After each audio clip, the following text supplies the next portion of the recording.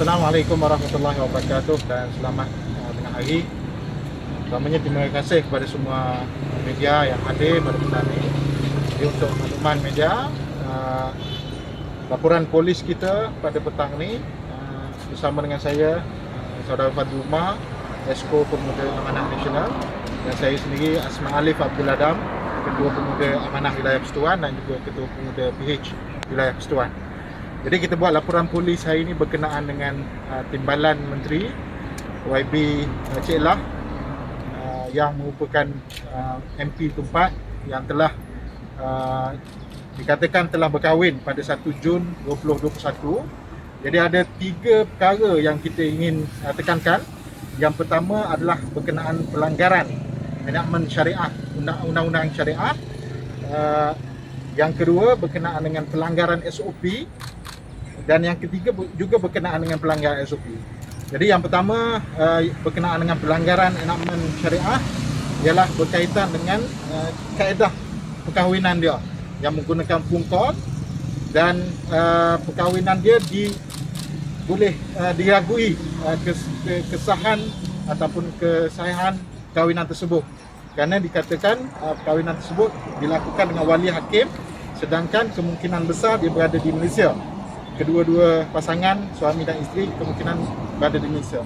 Jadi kesahan ataupun sah ataupun tidak sah, kita tak nak ulas, tapi kita nak beritahu dia sebagai penggumbal undang-undang telah melanggar undang-undang enakmen syariah, walaupun enakmen berkaitan dengan negeri-negeri masing-masing, tapi dia sebagai MP sepatutnya dipaham dan peka perkara tersebut. Itu yang pertama. Yang kedua, berkenaan dengan SOP, iaitu pelanggaran SOP. Dalam video yang jelas tular menunjukkan bukan hanya seorang, tapi sekurang-kurangnya 3 orang berada dalam bilik tersebut, yang menjadi saksi 2 orang, dan dia sebagai sebagai MP di situ. Dan kemungkinan lebih ramai sebab ada yang ambil gambar dan sebagainya. Jadi pelanggaran SOP di situ jelas. Dan yang ketiga berkaitan dengan pelanggaran SOP jika perkahwinan itu dibuat di luar Malaysia, sebab kemungkinan besar mungkin perkahwinan tersebut dilakukan di negara Thailand untuk mengesahkan wali hakim, kerana kalau di Malaysia dia tak boleh menggunakan wali hakim sesuka hati. Dia terpaksa berada di border ataupun di luar Malaysia untuk menggunakan wali hakim, disebabkan sijil yang dikeluarkan adalah datang daripada Narathiwat ataupun Thailand. Jadi itu 3 isu yang kita cuba untuk sebutkan dan kemukakan, dan kita mohon kerjasama pihak polis untuk membuat siasatan atas 3 sebab tadi. Kita faham bidang kuasa polis berkenaan dengan enakmen syariah mungkin tak besar, tapi 2 tadi berkenaan dengan SOP, pelanggaran SOP, jelas itu di bawah bidang kuasa pihak PDRM. Jadi enakmen syariah mungkin berkaitan dengan mahkamah syariah dan hal ehwal negeri masing-masing. Itu 3 berkaitan yang saya boleh ulas untuk tahun pertama ni. Saya serahkan kepada Fadli Umar jika ada tambahan, terutamanya dia seorang peguam untuk bercakap berkenaan enakmen yang terlibat. Baik, bismillahirrahmanirrahim. Assalamualaikum warahmatullahi wabarakatuh. Terima kasih kepada para media. Jadi pertamanya saya ingin highlightkan berkenaan dengan laporan polis yang dibuat pada hari ini adalah berkaitan dengan pelanggaran, secara spesifiknya Seksyen 124 enakmen Undang-Undang Keluarga Islam 2002 Negeri Kelantan. Sebab kita merasakan bahawa YB Abdullah adalah merupakan seorang yang bermastautin di Negeri Kelantan, maka enakmen Undang-Undang Negeri Kelantan adalah terpakai ke atas beliau, di mana Seksyen 124 ini berkaitan dengan perkahwinan poligami. Poligami yang dibuat, kita ragui bahawa terdapat keputusan daripada pihak Mahkamah Syariah Negeri Kelantan khususnya. Jadi kita buat satu laporan berkenaan dengan enakmen Seksyen 124 enakmen Undang-Undang Keluarga Islam, yang mana boleh membawa hukuman RM6,000 ataupun RM5,000 ataupun 6 bulan penjara, dan sekiranya didapati bersalah. Jadi kita merasakan bahawa sebagaimana yang terjadi, iaitu YB Abdullah merupakan seorang timbalan menteri dan MP Tumpat, beliau merupakan seorang public figure dan perlu disiasat, dan satu tindakan sewajarnya perlu dilakukan oleh pihak Majlis Agama Islam Negeri Kelantan.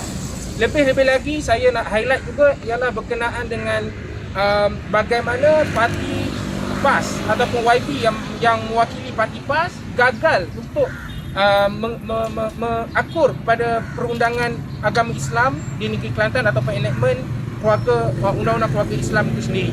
Walaupun Parti Islam Malaysia sebelum ini telah mengadakan satu demonstrasi dan sebagainya, kononnya untuk meningkatkan hukuman di bawah RUU 355, tetapi apa yang ditunjukkan hari ini adalah sungguh bertentangan dengan apa yang dilaungkan di Padang Merbuk sebelum ini.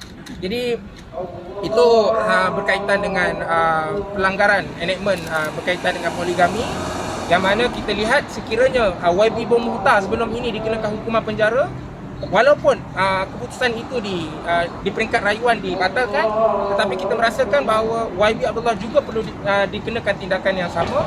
Dan dalam masa yang sama saya ingin mengulas juga ugutan yang diberikan oleh YB Timbalan Menteri berkenaan sesiapa yang memviralkan ni akan dikenakan hukuman saman. Itu terpulang pada beliau.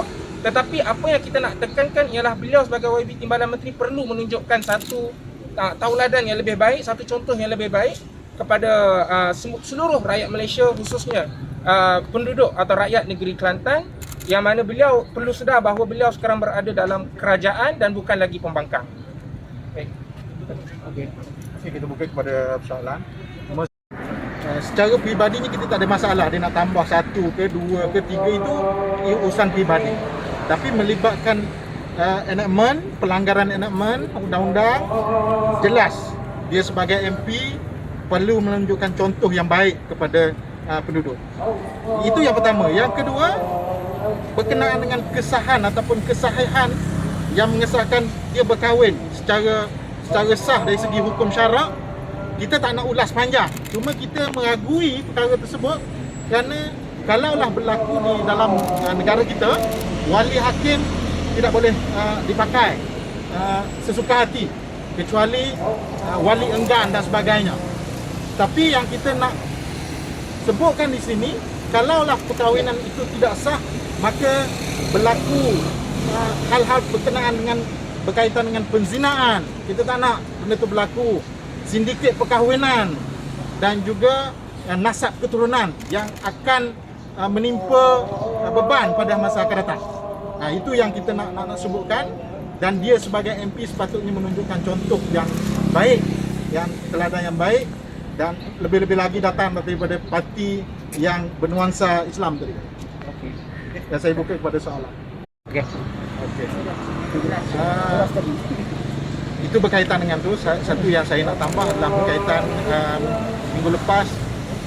minggu lepas kita ada buat laporan polis juga berkaitan dengan YB Taqiyuddin Hassan, Menteri di Jabatan Perdana Menteri Undang-Undang, berkaitan dengan kederhakaan dia untuk tidak membuka sidang parlimen. Dia mempersendakan saranan dan juga cadangan titah daripada YDPA dan juga Majlis Raja-Raja. Sampai ke hari ini saya tidak dapat apa-apa panggilan ataupun siasatan ataupun sebagai saksi untuk kes tersebut, sedangkan telah berlalu hampir 3 minggu. Jadi kita desak keseriusan pihak berkuasa untuk perkara ini disiasat secara tuntas dan secara jelas untuk memastikan undang-undang kita dihormati dan tidak hanya dikenakan kepada setengah pihak, sedangkan menteri dan orang kayangan ini sentiasa terlepas daripada tindakan undang-undang. Terima kasih. Apa yang polis dibuat di pihak tu terhadap isu untuk Taqiyuddin? Berkenaan isu Taqiyuddin, hari yang sama kita buat report polis ada 3 negeri lagi, negeri Melaka, negeri Kedah, dan selepas tu negeri-negeri lain ikuti. Saya rasa lebih daripada 5 report polis yang telah kita nyatakan. Dan ketika mana saya dipanggil oleh IO untuk hari saya buat laporan, saya buat laporan di Dawangi. Tapi selepas tu petang dapat call daripada IO di Gombak untuk saya buat kenyataan ataupun panggilan siasatan dekat sana balik. Jadi saya mempertikaikan, sedangkan saya telah buat dah dipanggil untuk siasatan di sini, kenapa perlu repeat lagi di Gombak? Ini menunjukkan dindong yang berlaku, orang ni tolak kepada orang ni tolak kepada orang ni untuk melambatkan kes dan juga melambatkan perbicaraan saya. Terima kasih. Okey.